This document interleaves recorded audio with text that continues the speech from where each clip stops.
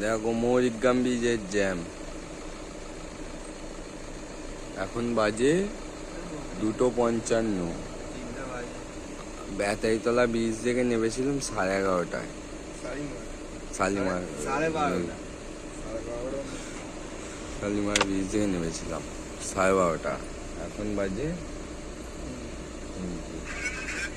এখনো মৌরিগ্রাম ব্রিজের জ্যামে আটকে আছে। মোটামুটি এদিকে কেউ গাড়ি নিয়ে এসোনি আন্দুল রোডে।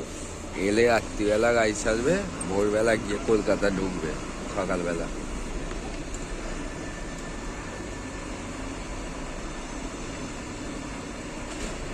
এখনো তাও নো এন্ট্রি পড়েনি।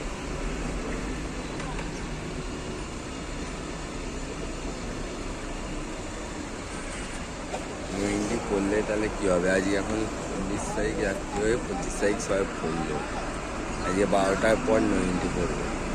মৌরিগ্রামে হাল।